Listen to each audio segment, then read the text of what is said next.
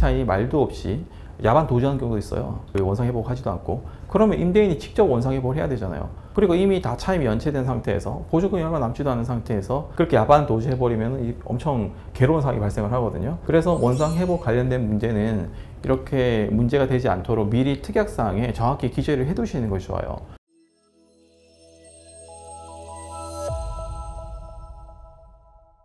안녕하세요. 부동산 전문 김민중 변호사입니다. 저희 법무법인 로인에서는 임대차 분쟁에 대해서 많은 사건들을 다루고 있는데요. 제가 유튜브 채널을 운영하다 보니까 임차인을 위한 영상 말고 임대인을 위한, 건물주를 위한 영상도 좀 촬영해달라 라고 하시는 댓글들이 달려서 제가 이번 시간에는 집주인, 건물주라면 반드시 알아야 할 5가지 정보에 대해서 한번 정리를 해보고자 합니다. 임차인분들도 이런 정보를 미리 알아두시면 임대인들이 어떻게 생각하는지 알 수 있기 때문에 임차인분들도 참고를 해주시는 것이 도움이 되실 수 있습니다. 첫 번째는 주택임대차보호법, 상가건물임대차보호법 숙지입니다.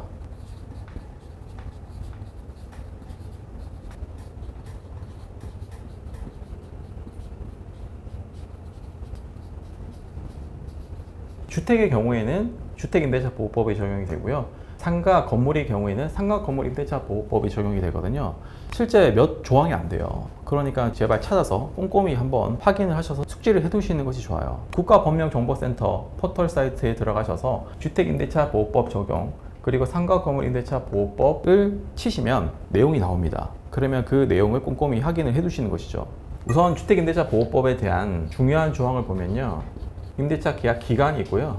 계약갱신 청구권 조항이 있고요. 그리고 거절 사유, 그리고 묵시적 갱신 조항, 차임 증감 청구권, 일시 사용 임대차 이런 규정들을 숙지해 주시는 것이 좋습니다. 주택임대차보호법에 따르면요 2년 미만으로 기재된 그리고 기간이 정해져 있지 않는 임대차 기간은 2년이라고 규정이 되어 있거든요. 그래서 만약에 1년이라고 저희가 기재를 했더라도 임차인은 2년 주장할 수 있어요. 그래서 이런 내용도 임대인이 미리 알아두시면 좋고요. 그리고 계약갱신 청구권을 행사를 할 때 1+1 계약을 할 수 있잖아요, 현재. 그런데 한 번 계약갱신 청구권을 행사를 할 때 이렇게 거절할 수 있는 사유가 있습니다. 뭐 무단 전대를 했다든지 아니면 집주인분이 실제 들어가서 거주를 한다든지 뭐 이런 경우에 거절할 수 있는 사유를 숙지를 해두시는 거고요. 그리고 묵시적 갱신이 됐을 때 대부분 기존 계약을 그대로 승계해서 조건이 갱신되게 되거든요. 그러면 월세도 못 올릴 수도 있습니다. 그래서 이런 것도 미리 확인을 해 두셔야 계약갱신 청구권 행사할 거냐, 우리 만료통지 하겠다, 계약갱신 청구권 행사하겠다고 하면 5%까지 올릴 수 있기 때문에 묵시적 갱신이 되면 집주인 입장에서는 그리고 건물주 입장에서는 안 좋은 상황이 펼쳐지거든요. 그래서 이런 것도 꼭 확인을 해 두시고요. 차임 증감 청구권 1년에 1회 한해서 올릴 수 있게 되어 있습니다. 그리고 5% 규정이 있죠. 이런 내용들도 미리 숙지는 하고 계셔야 됩니다. 그리고 일시사용 임대차, 이거 예전에 제가 별도 영상으로 촬영을 했었는데요. 이렇게 만약에 이제 2년이 아니라 아주 특별한 사정이라서 아주 뭐 3개월만 하기로 했다, 뭐 6개월만 하기로 했다, 이런 경우에는 꼭 계약서에 일시사용으로 인한 임대차다 라고 하면서 계약서를 쓰셔야 갱신 청구권 행사하겠다, 뭐 묵시적 갱신을 하겠다 라고 임차인이 그렇게 얘기를 하더라도 우리가 대비를 할 수가 있어요. 일시사용 임대차의 경우에는 그 주택임대차보호법이 적용되지 않게 돼 있거든요. 그러면 넌 계약갱신을 청구할 수 없어 라고 하면서 우리는 6개월 뒤에, 3개월 뒤에 내보낼 수 있게 되는 겁니다. 그래서 이런 관련 규정들을 꼭 숙지를 하셔야 되고요. 그리고 상가건물임대차보호법의 경우에는 적용 범위가 있습니다. 내가 체결한 임대차 계약이 상가건물임대차보호법이 적용되는 범위인지, 이 보증금 규모에 따라서 일정 액수를 초과하는 보증금의 경우에는 적용이 안 되게 돼 있거든요. 이런 부분이 어떻게 돼 있는지, 그리고 역시 계약갱신을 거절할 수 있는 사유가 있는지, 그리고 권리금 얼마나 내가 보장해 줘야 되는지, 그리고 차임 증감 청구권, 역시 일시사용 임대차, 전대차 규정, 이런 규정들을 꼼꼼히 살펴볼 필요가 있습니다. 상가건물임대차보호법에 따르면 주택임대차와는 다르게 적용 범위가 있습니다. 시행령 2조에 있는데요. 일정 액수를 초과하는 범위의 임대차 계약은 상가건물임대차보호법이 적용되지 않도록 되어 있거든요.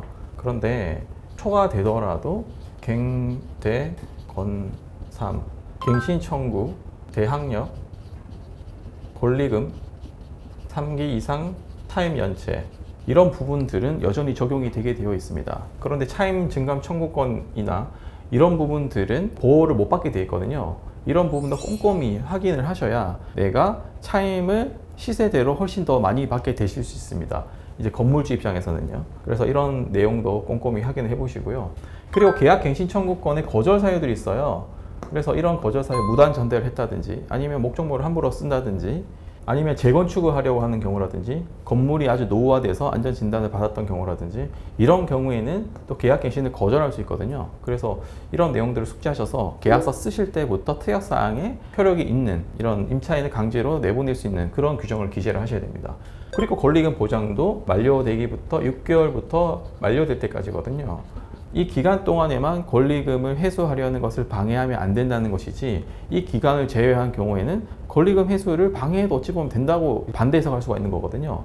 우리가 무작정 들어줄 수는 없어요. 그리고 새로운 임차인 구해왔는데 너무 말도 안 되는 임차인을 데리고 왔거나 제대로 차임을 지급하지 않을 것 같은 그런 사람이거나 그런 경우에는 또 거절할 수 있게 돼 있습니다. 그리고 차임 중감 청구는 5%에 한해서 초과하지 않는 범위 내에서 연 1회 한해서 하도록 되어 있고요. 그리고 일시사용 임대차 아까 설명드린 것과 동일한 내용입니다.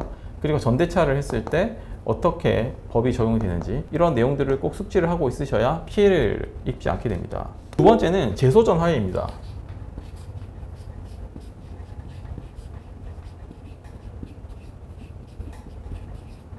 집을 여러 채 갖고 계시거나 건물을 갖고 계시거나 상가를 여러 개 소유하신 분들은 이 재소전 화해라고 하는 걸 받아두는 것이 방법이 될 수 있습니다. 소를 제기한다는 거거든요. 소를 제기하기 전에 화해를 한다는 거예요. 화해를 해서 결정문을 받아두면요. 판결문과 동일한 효력이 있어요.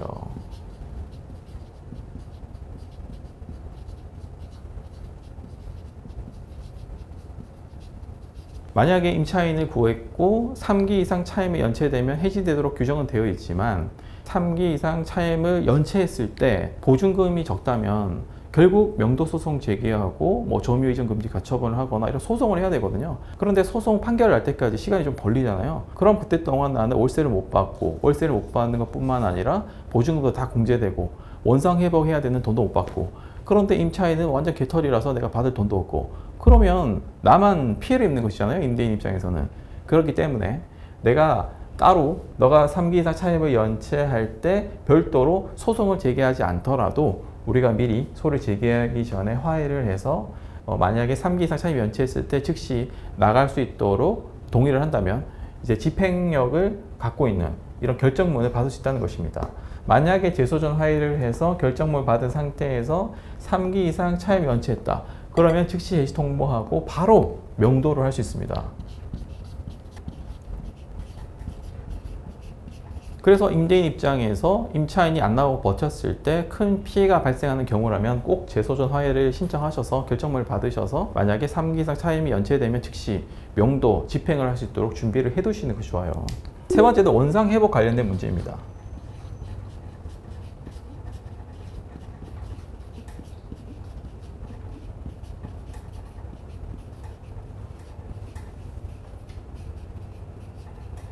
이 원상회복에 대해서도 많이 문제가 되거든요. 과연 내가 언제까지 어디까지 원상회복을 해야 되냐. 임차인 입장에서는 이렇게 될 수도 있고요. 그리고 임대인 입장에서는 임차인이 말도 없이 야반 도주하는 경우도 있어요. 원상회복 하지도 않고. 그러면 임대인이 직접 원상회복을 해야 되잖아요. 그리고 이미 다 차임이 연체된 상태에서 보증금이 얼마 남지도 않은 상태에서 그렇게 야반 도주해버리면 엄청 괴로운 상황이 발생을 하거든요. 그래서 원상회복 관련된 문제는 이렇게 문제가 되지 않도록 미리 특약사항에 정확히 기재를 해두시는 것이 좋아요. 언제, 어디까지, 어떻게 원상을 회복을 해야 되는지 명확히 기재를 해야 나중에 분쟁이 없습니다. 임차인 입장에서는 내가 10회 수준으로 원상 회복을 하면 된다고 생각을 하는데 임대인 입장에서는 그게 아니라 넌 20회 정도의 원상 회복을 해야 된다라고 주장을 한다면 서로 입장 차이가 있는 거잖아요. 거기서 분쟁이 발생하고 나는 나갈 수 있네, 못 나가네 이런 경우가 발생을 합니다. 원칙을 얘기를 드리면 그러면 반드시 새집처럼 회복할 필요는 없고요. 임차인이 계약을 체결하고 들어올 당시에 그 상태대로 원상 회복을 하면 되는 것입니다. 그런데 임차인과 임대인이 계약 체결하고 들어올 당시에 사진이나 영상을 찍어두지 않는다면 서로 말이 다를 수 있거든요.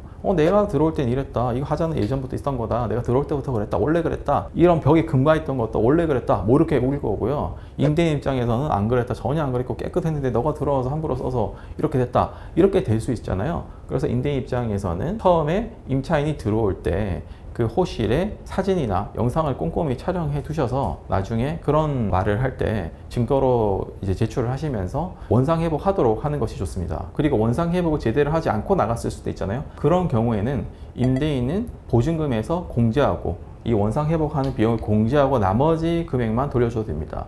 그 판례상 그렇게 판결을 받은 사례가 있어요. 그리고 네 번째, 문제가 발생하면 가능한 빨리 조치를 취하라는 겁니다.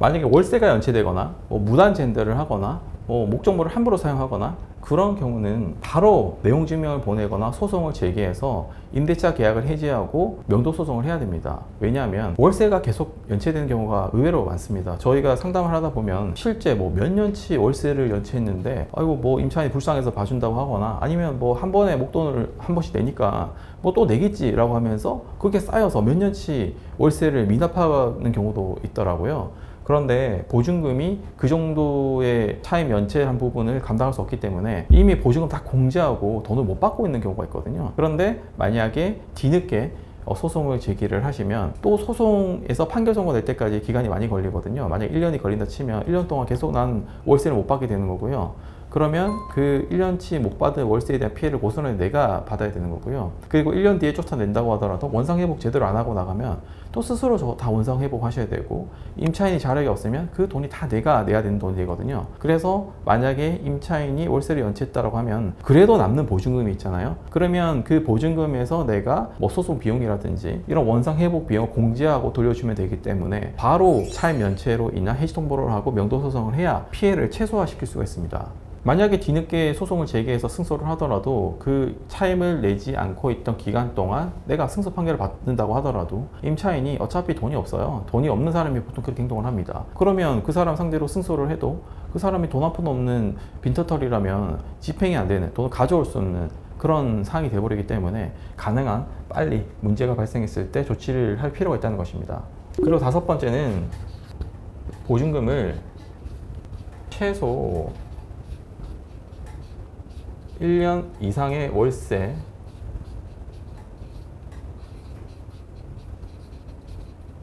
금액으로 책정하라는 것입니다.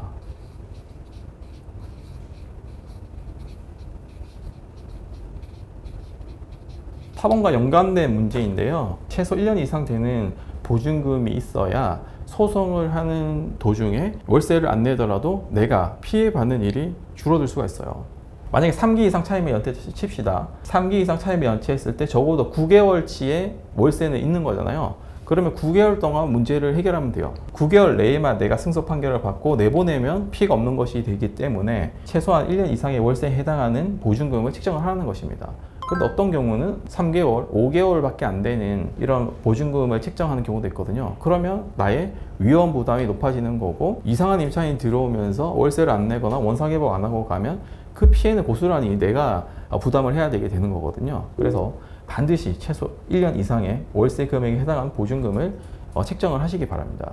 이렇게 이번 시간 임대인, 집주인, 건물주라면 반드시 알아야 할 필수 정보 5가지에 대해서 살펴봤는데요. 저희가 임대차 관련 분쟁을 많이 담당을 하다 보니까 임대인 입장에서 또 답답한 부분이 있고 임차인 입장에서 답답한 부분이 있습니다. 그래서 만약에 곤란한 상황에 처하셨다면 저희가 임대인분 측에서 내용 증명을 발송해 드리기도 하고 그리고 임대인과 임차인 간의 분쟁이 발생했을 때 분쟁을 좀 조율하는 그런 소송 협의 단계를 저희가 맡아서 많이 해결을 하고 있습니다.